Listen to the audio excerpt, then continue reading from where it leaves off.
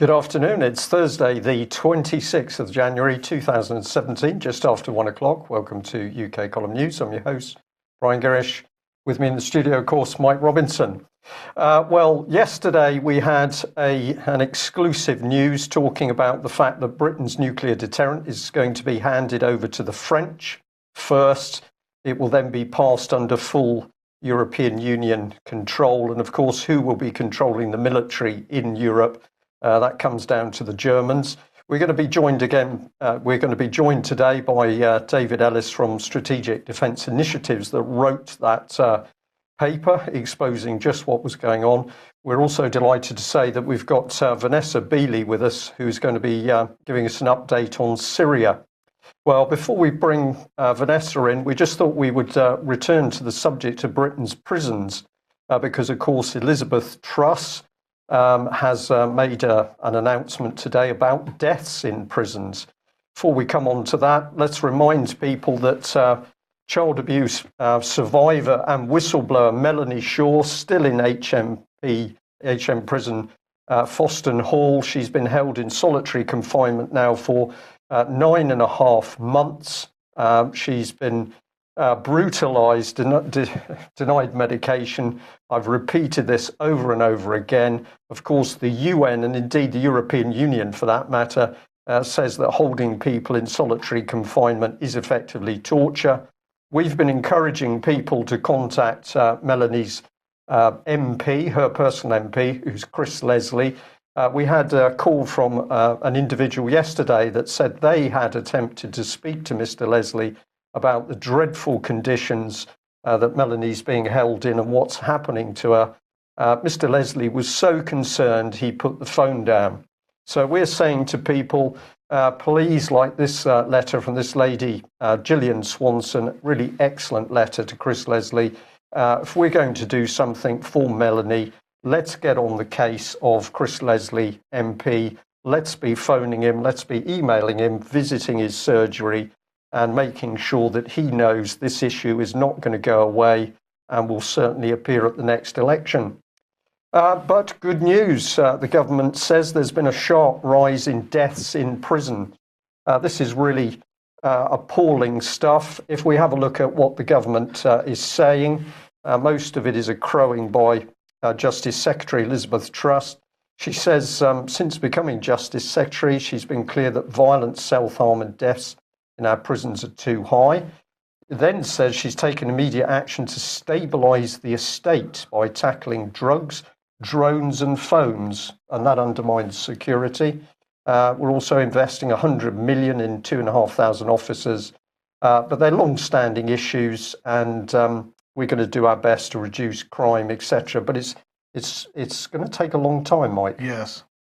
So if we look at the document here and encourage people to get hold of this, it basically says that deaths are up, self-harm is up, everything is up. And this is because, of course, we've now got chaos in Britain's prisons as more and more people are crammed in.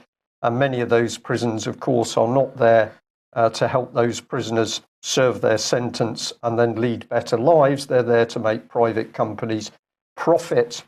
So deaths are up.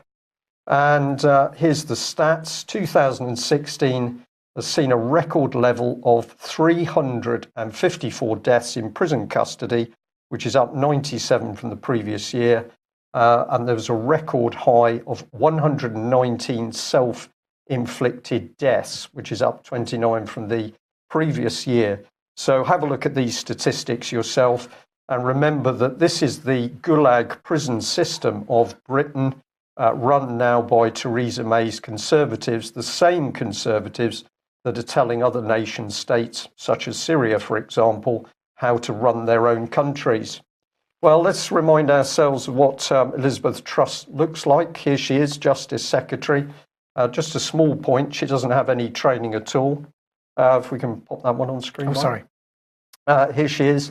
I've just translated what she said because she's got words that have come out in the government report, but really what she's saying, she's going to tackle prison security, transform prisons by recruiting more low-wage, untrained staff, because that's what's happening, and she's going to reduce offending and keep communities safe by more prisoners killing themselves. That solves the problem pretty quickly. And by locking up child abuse whistleblowers, all for profit. So if you can't understand what the government's actually saying, you need to translate Liz Truss' newspeak, and you find out the sheer horror of it. Absolutely. Well, let's move on to Syria. And Vanessa has been in Helsinki in Finland at this event supporting Syrians and the region. This is run by the United Nations. They say that the event aims to present the objectives, contents and achievements of the Regional Resilience and Refugee Plan, which is 3RP, and the humanitarian and resilience priorities inside Syria. The United Nations agencies and NGO partners are appealing, they say, for $4.63 billion in new funding to continue vital work in addressing the global needs of refugees from Syria and communities hosting them in neighbouring countries. The UN and more than 240 partners formally launched the Regional Refugee and Resilience Plan, 3RP, for 2017 and 2018.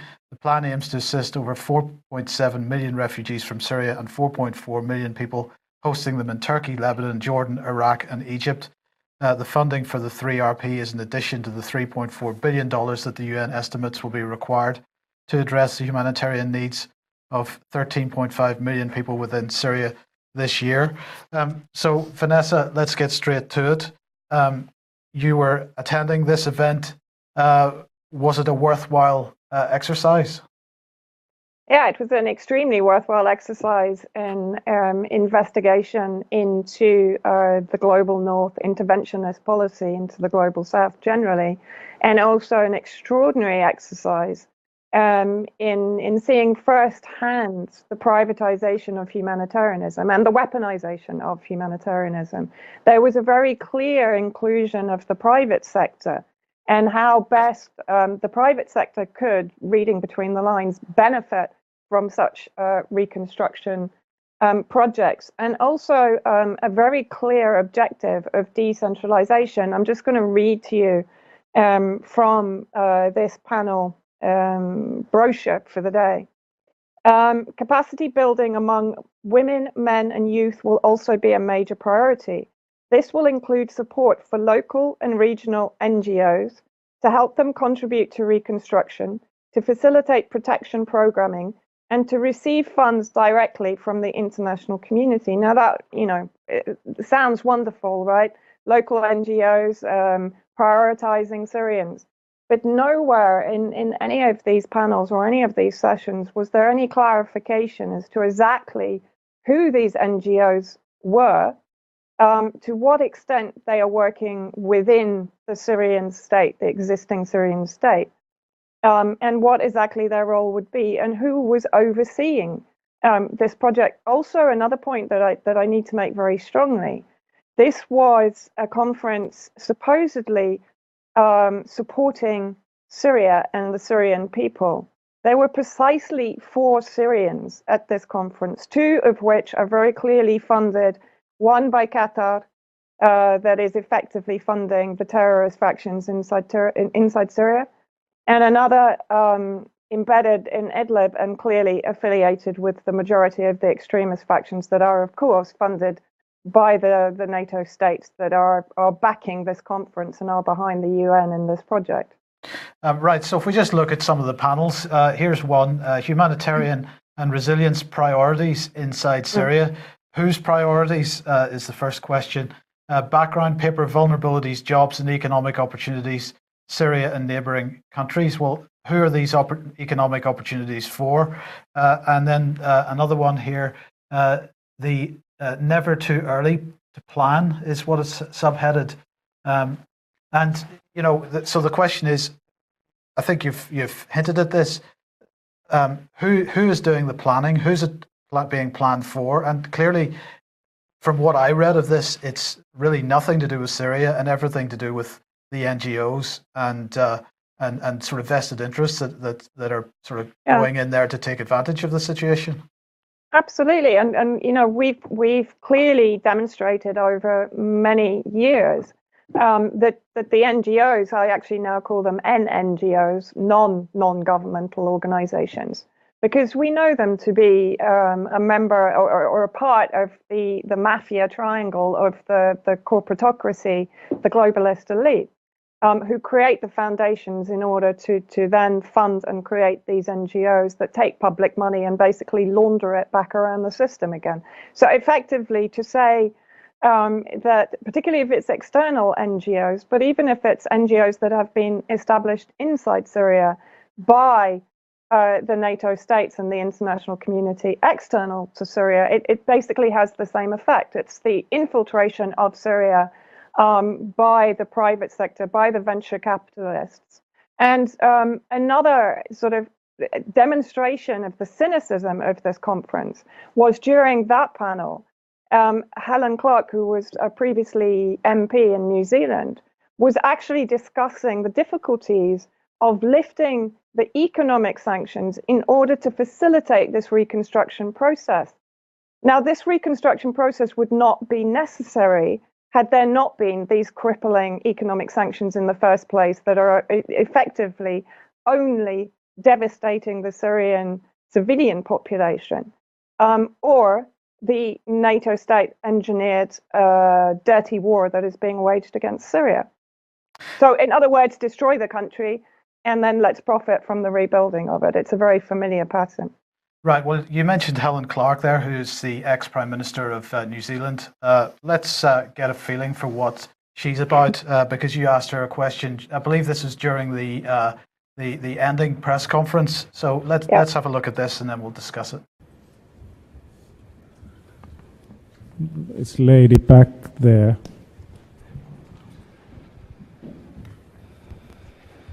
Good afternoon. My name is Vanessa Beattie. I'm an independent journalist, photojournalist. I would just like to clarify regarding the rebuilding process that has been discussed over the last 2 days and the inclusion of the private sector. I spent about 3 months last year in Syria, including during December. I was there for the liberation of East Aleppo from the Nusra Front-led occupation. What I was hearing from both the Syrian state representatives and from the Syrian people on the ground is that the priority partnerships would be with their allies, Russia, China, and Iran, for the rebuilding process, particularly in Aleppo.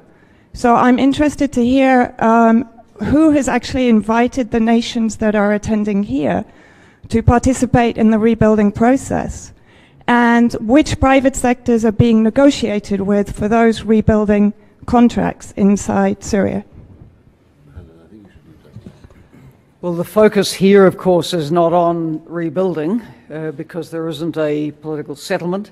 The focus here is very much on meeting the needs of Syrians in Syria for relief and for resilience and for refugees beyond the border and the host communities there. Now, we all here would want to see the conflict in Syria end. At that point, there will be some configuration of government. We cannot say what that will be. The recovery and reconstruction process will have to be Syrian-led, and then whoever wishes to partner that will, of course, be in contact with those who govern. But in essence, this meeting is not about those issues. This meeting is about the here and now. And I think what we're all indicating is that even were there to be a political settlement tomorrow, we would still be here seeking support for humanitarian relief for a country that has been brought to its knees, with 85% living in poverty, 50% in unemployment, and with these severe economic and social impacts on the neighbourhood. So we will still be working at that level, whatever other conversations are going on about how Syria would be reconstructed and recover. So Vanessa, she's saying that there can't be any effort to recover in Syria until there's some kind of political settlement. But correct me if I'm wrong, but there's already efforts to rebuild and so on in Syria with or without the help of the United Nations Development Group, which she chairs. So what planet is she living on? Not a very happy one when I was allowed to ask that question. I mean, the expressions on the faces of the priority panelists there, including Stephen O'Brien, who was the next one along from her, who of course has been vociferously calling for a no-fly zone and further intervention in Syria. She hedged the question.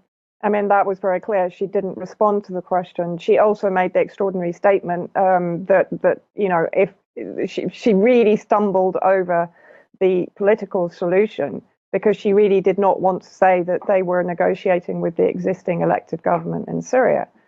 So they're still clinging to this transitional stage argument, which, as you said, is being made a mockery of by the Astana peace talks that are being hosted by Russia, Turkey, Iran, and Syria, and that are ongoing at the same time as this conference. And no mention of those peace processes and that peace talk were mentioned at the conference. And yes, when I was in Syria during December, the Chinese envoys were there purely to discuss the rebuilding process, particularly in Aleppo. So it was just, they're living in a parallel universe. Unfortunately, that parallel universe is becoming more and more visible to the people that have a true understanding of what the situation is and what their objectives are, despite all of the academic and very sort of eloquent language with which they veneer over it. Just before, Brian has a question, but just before that, people are asking in the chat box if that video is available on YouTube. It is, and I'll put the link in the notes for this on the column website and also on the YouTube channel. Yeah. Well, I can also give you a link to the whole, because they can actually, that was a cut down version, but there is a link I can send you to the whole final speech. Okay. Vanessa, I just wanted to say, really excellent question, and to see that that woman just sort of, what's the word, filibuster, I think it is. She didn't know what to say, but you've pinned down the situation. Basically, we've got the Russians and the Chinese, Iran invited in on the ground to a nation state, Syria.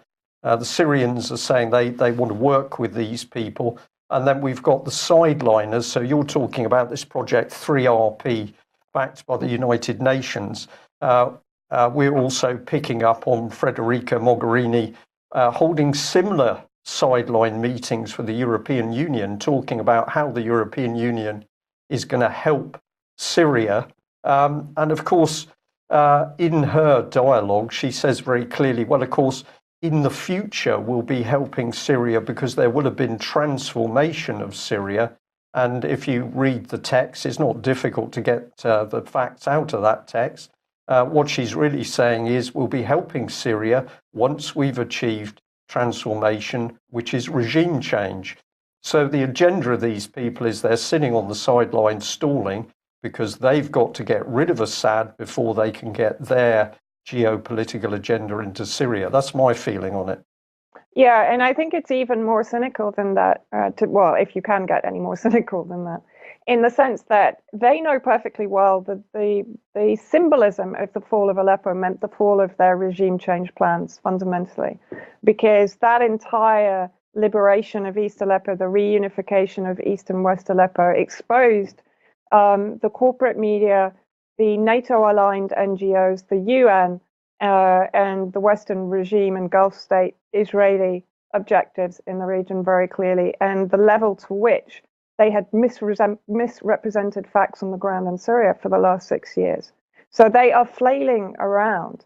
And now, of course, we see smart power, soft power being used at the start of any of these interventionist, predatory campaigns.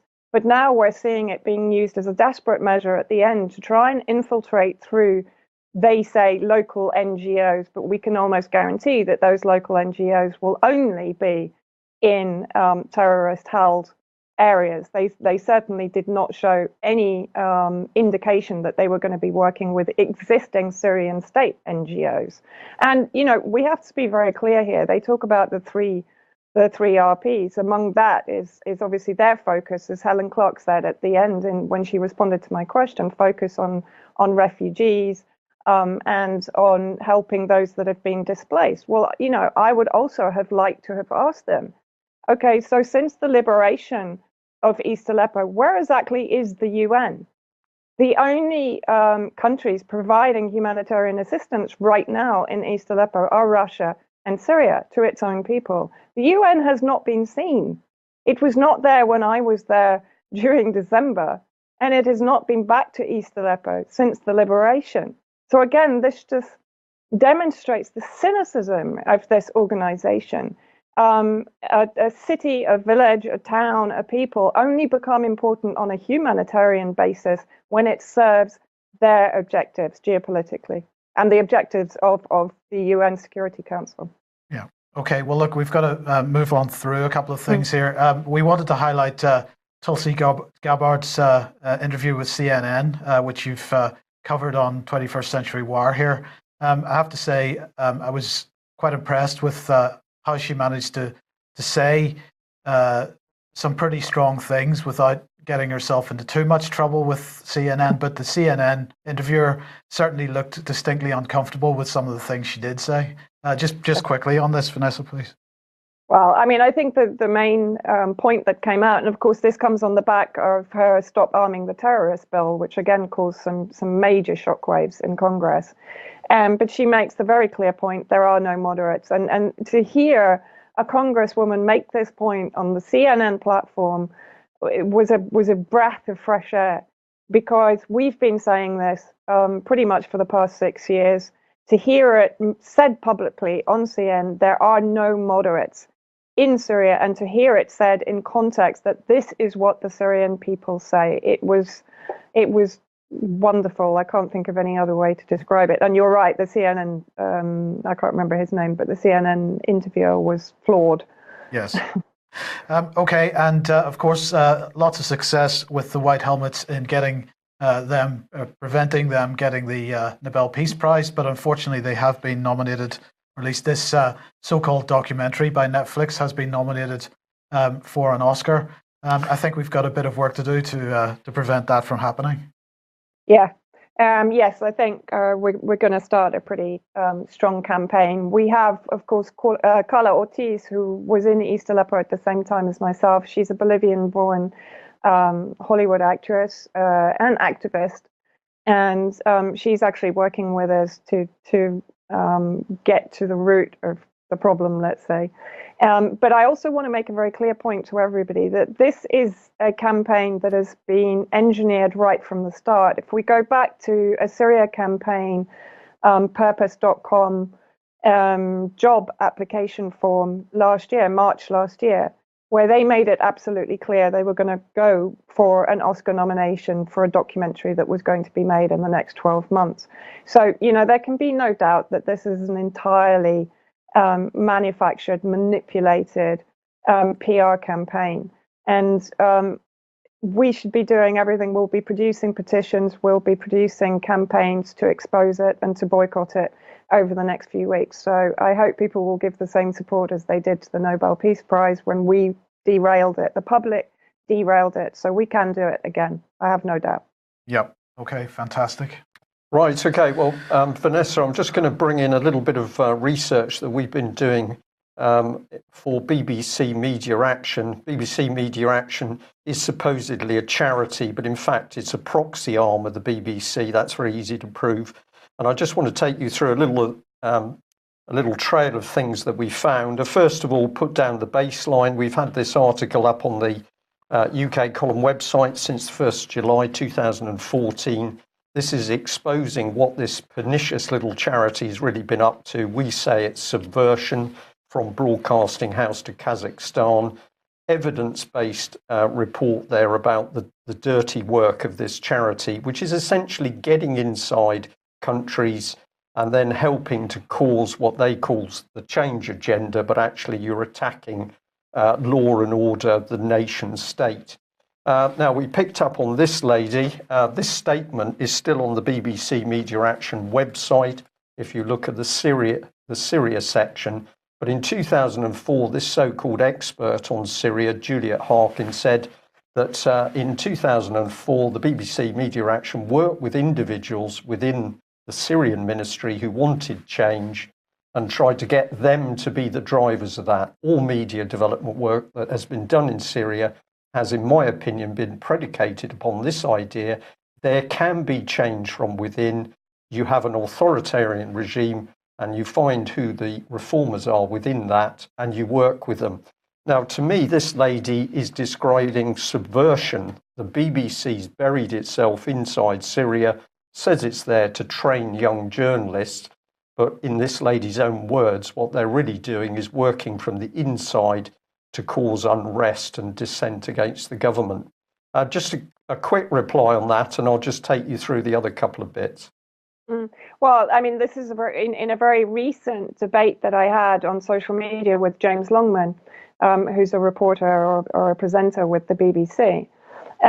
He was actually embedded in the suburbs of Homs and Damascus in 2011 when the so-called peaceful revolution started.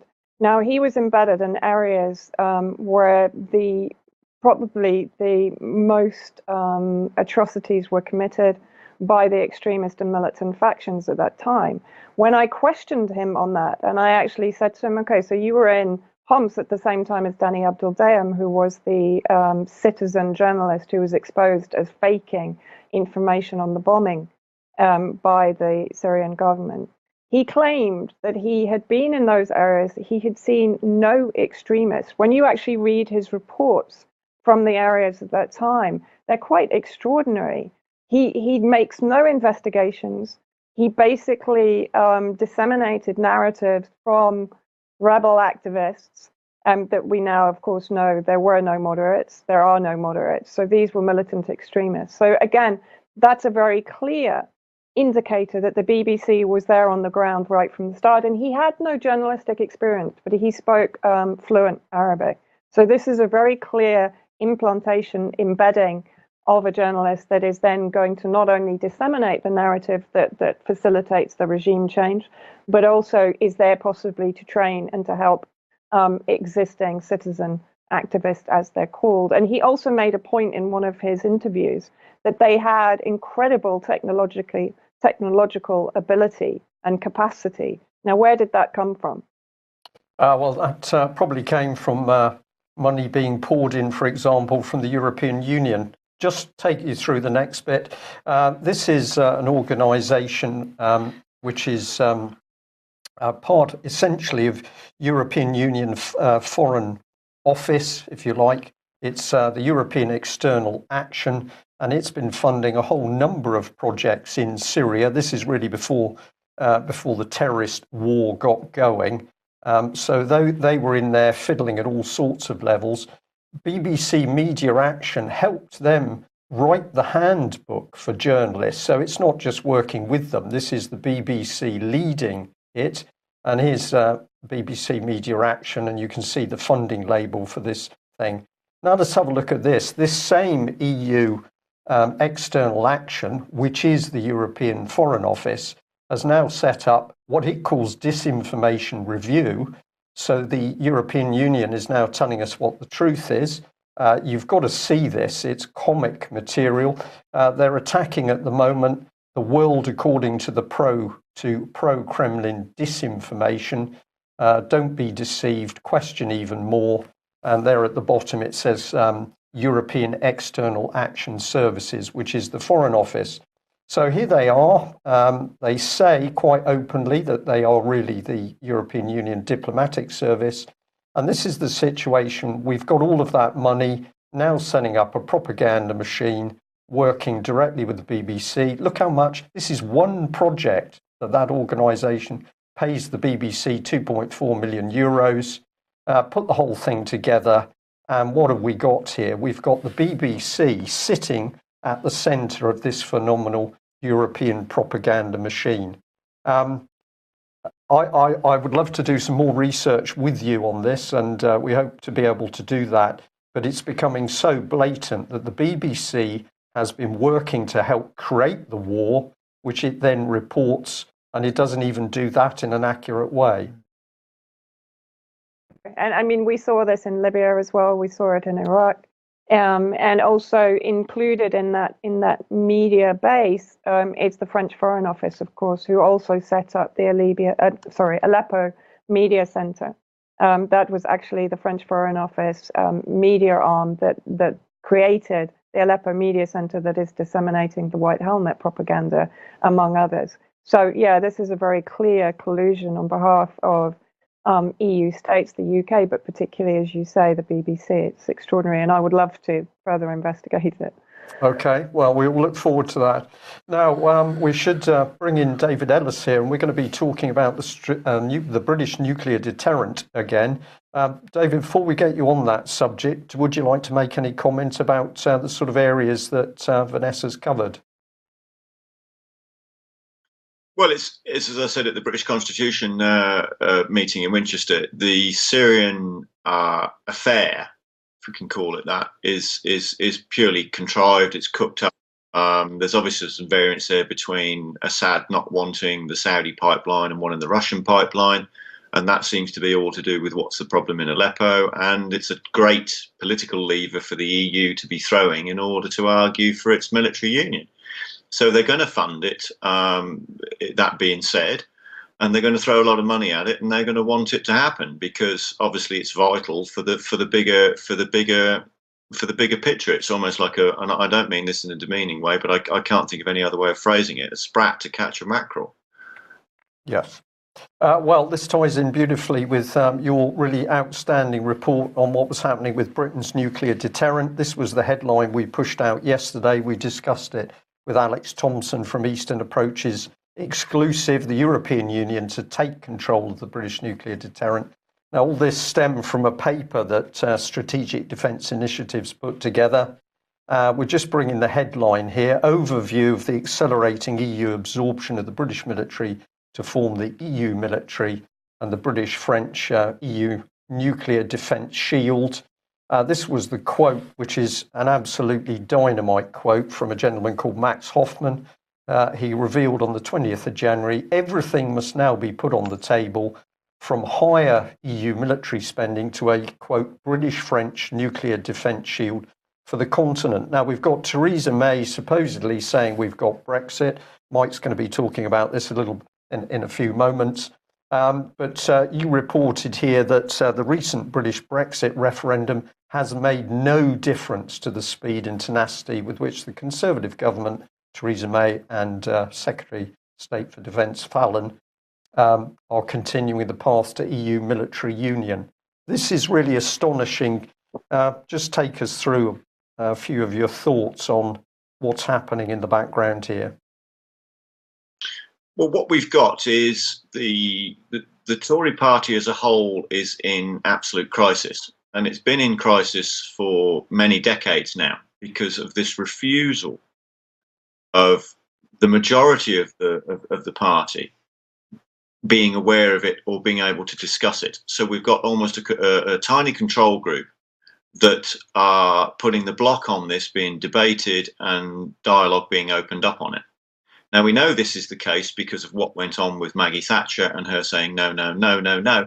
But the more important thing is, of course, is that the EU military union thing, which was on the table there in the 80s, and obviously we've got source back to the mid 40s and the late 40s, right to the sort of HQ there with Avril Harriman, the chief envoy for the Marshall Plan.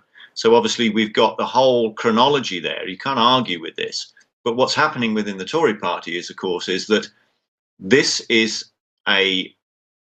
could potentially be, if aired and waged properly, political dynamite and destruction for the party because of them refusing to talk about it and debate it, because they know damn well it's gone so far now it would be an absolute vote killer at the ballot box. The British people will not support this, and that's why they won't talk about it.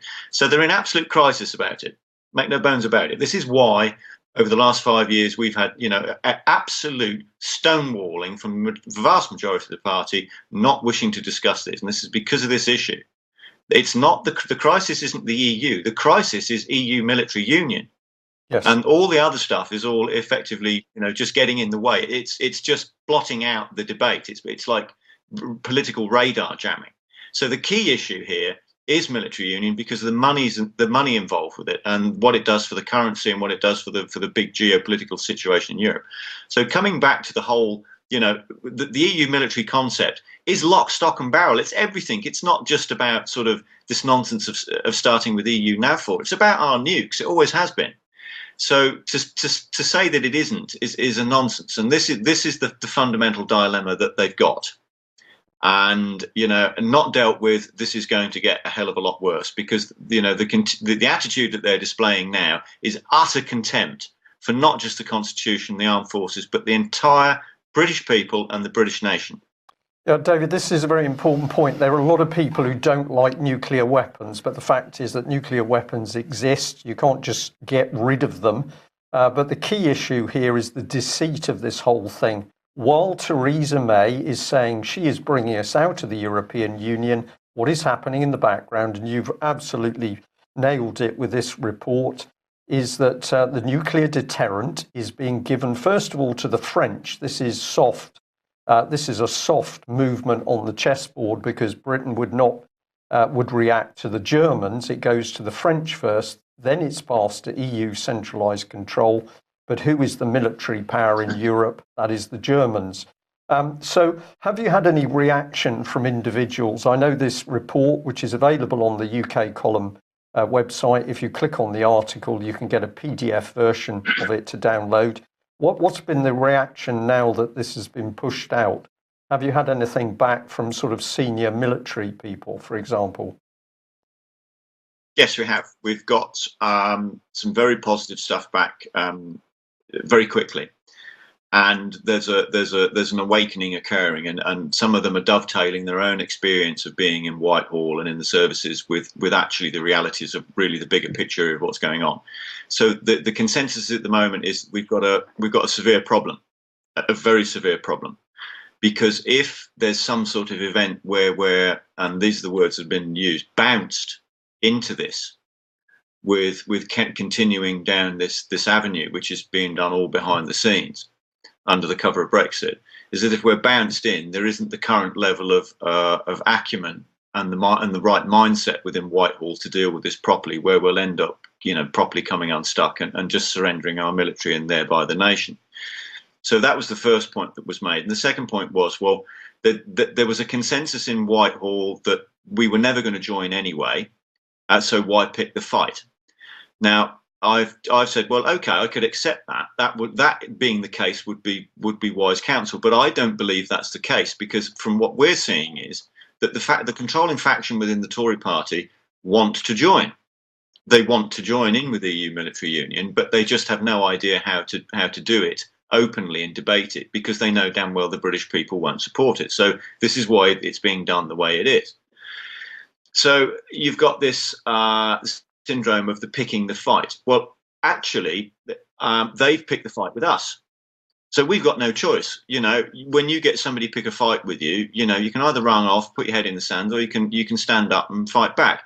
And I think that this is the fundamental problem. We're not seeing enough standing up and fighting back. So I'm not accepting the one point that was made by an admiral, well, we don't need to pick a fight, because I think we do. We really do need to actually fight this. Otherwise, it's game over. And Brexit, what Brexit? Forget it, because this is what it's all about. All the other stuff is actually, of lower importance and of lower grading. The key thing is the military. It always has been. This is why we've got this huge issue around it all the while. Of we've cut. Why have we cut? Russia's so bad. We've cut to join. And there's the faction there within the Tory party have made it so, and that's why they got rid of Maggie, clearly. Yeah. Right, okay, with an eye on the time, I'll just say, and we should remember, of course, that Defence Secretary Michael Fallon, he was head of the European Youth Movement back in 1975. This man is a wolf in sheep's clothing. He's an absolute pro-EU man. And what we've got is complete deception of the British public. They are putting our nuclear deterrent into Europe at the exact time that they're standing publicly and saying we're coming out. It is outrageous. It's very, very dangerous.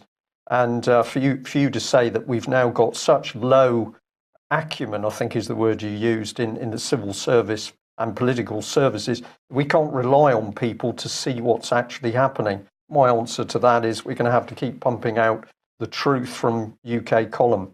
David, thanks very much on that. Well, maybe this gives us a clue, because this is the Institute for Government saying that this is the Whitehall Monitor 2017 report, and they're saying that the government basically doesn't have the people in the civil service, either the calibre or the numbers, to deal with the workload which is going to be generated by Brexit. Now, you could say on one hand that this is just more scaremongering, but you've just said something along those lines on the civil service. So perhaps this gives a little bit of backing to that. So do have a look at this report. They're saying that reduced staff numbers, operational budgets cut, and so on means that getting ourselves extracted from the EU is pretty much too much to do. Well, okay. In the meantime, David Davis was up in Parliament today talking about the new EU bill, Article 50 bill, but he was also talking about the fact that the UK is going to tell the EU that they will have a trade deal before any kind of agreement on Brexit happens. So I've got to say, Mike, this man is in Parliament talking about trade deals. That's what he's talking about in the public eye. And what's happening behind the scenes is the nuclear deterrent is being handed over to the European Union. That's right. This is, somebody said yesterday, it's like watching the magic roundabout. Yes. Yeah. Absolutely. They're going to give the Commons 5 days, apparently, to debate the new bill. The new bill has been published now. Well, let's have a look at it. Here it is. It says it's a bill to confer on the Prime Minister to notify under Article 50 of the Treaty of the European Union the United Kingdom's intention to withdraw from the EU, be it enacted by the Queen's Most Excellent Majesty by and with the advice and consent of the Lords Spiritual and Temporal and the Commons in this present Parliament assembled, and by the authority of the same as follows. Pardon and notify withdrawal from the EU. The Prime Minister may notify under Article 50 of the Treaty on European Union the United Kingdom's intention to withdraw from the EU. Part 2 says this section has effect despite any provision made by or under the European Communities Act 1972 or any other enactment.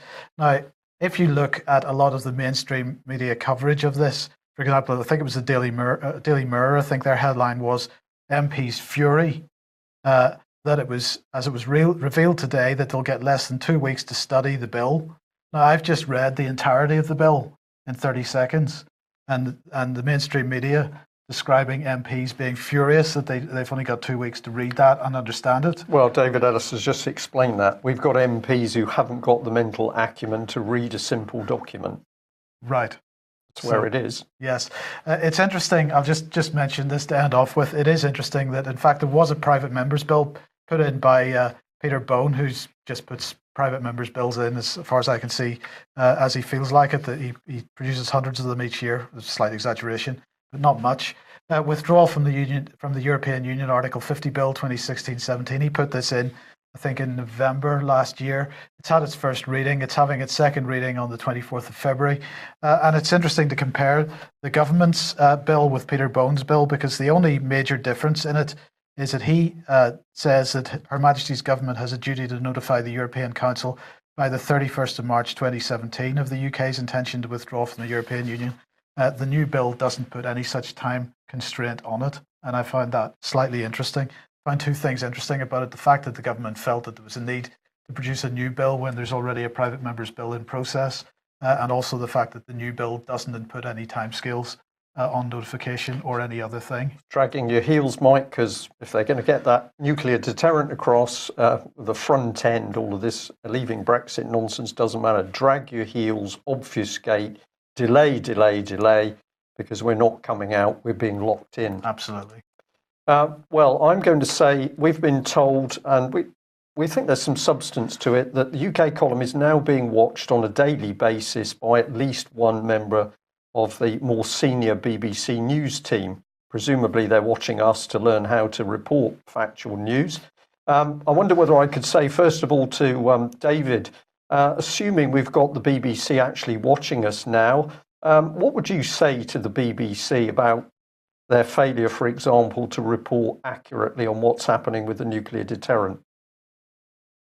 Well, they have to wake up and realise that this information that's come through to us is very real and present, and we're talking about nuclear proliferation across a continent. So just very simply, hands up, who thinks it's a good idea for the EU to have nuclear weapons? Someone answer me that. Let's see that at the ballot box under somebody's manifesto. Yeah, okay, thank you very much. And I'll do the same for you, Vanessa. BBC watching, what would you like to say to them? Oh, I would love to say to them, why don't you go and meet the Syrian civilians that you purported to have protected and to be defending for the last 6 years, when in fact you criminally contributed to their misery, to their suffering, and to their incarceration under a Nusra Front terrorist-led extremist occupation of East Aleppo. Yeah, okay, thank you very much for that. Well, that brings us to the end of today's news. Thank you all very much for joining us. I'm going to say well done to the Totnes group that we understand had a successful meeting last night. This is people on the ground starting to say, we're not taking this anymore. We are going to do things, so well done. And of course, this can be replicated across the country. But if we don't speak out, if we don't take action, then of course we're complicit in what's happening. So expose it, get on the phone to Chris Leslie, be polite, but be firm that what he's doing is unacceptable. We'll be back same time tomorrow with David Scott. Thanks very much for joining us. Thank you. Bye-bye.